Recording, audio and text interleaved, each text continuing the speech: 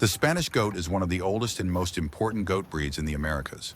It stands as a living link between the Old World and the New, an animal that came across the ocean with explorers and settlers and helped shape farming life for centuries.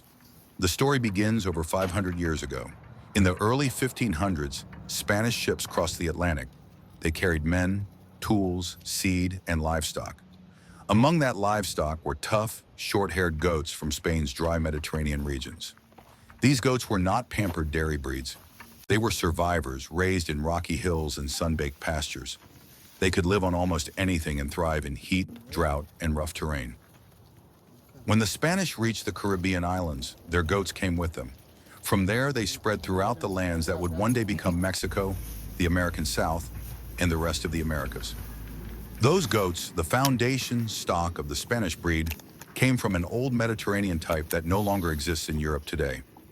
That makes the Spanish goat not only a historic breed, but also a genetic treasure, an ancient bloodline preserved only in the New World.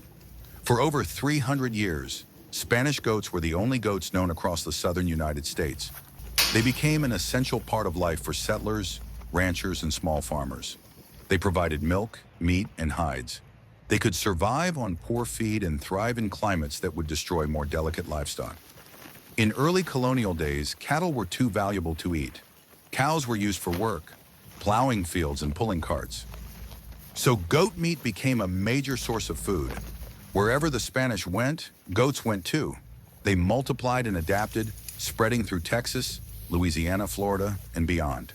By the 1700s, they were found in nearly every Spanish settlement in the Americas.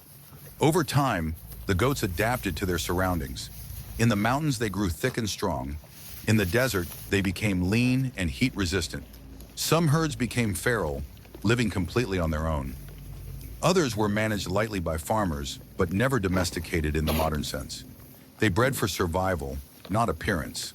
And from that natural selection came the Spanish goat, a true landrace shaped entirely by environment and time. By the mid-1800s, new breeds began arriving from overseas. Dairy breeds from Switzerland and England, Angora goats from Turkey, and later Boer goats from South Africa. Many ranchers began crossbreeding their Spanish goats with these imports. Some were looking for higher milk yields, others wanted fiber or faster-growing meat goats. Slowly, pure Spanish herds declined, and the term Spanish goat became generic. It was used for almost any brush goat, mixed goat, or unregistered herd across the South and Southwest. This confusion caused a huge problem for conservation. In the Southeast, people called them brush goats, woods goats, or scrub goats. In Texas and the Southwest, they were simply Spanish. Many didn't realize there was a true breed hidden behind the name, a breed that had shaped rural life for centuries. To make matters worse, there was no official registry or breed association, so nobody was tracking the pure lines. Without records or recognition, the Spanish goat nearly vanished as a distinct breed. Thankfully, dedicated ranchers and researchers stepped in.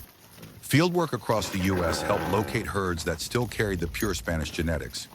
Many of these herds were found in remote areas of Texas, where the goats had been left mostly unchanged for generations.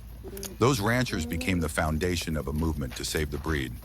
Today, the Spanish goat is recognized as an official landrace of the United States, an animal built by survival,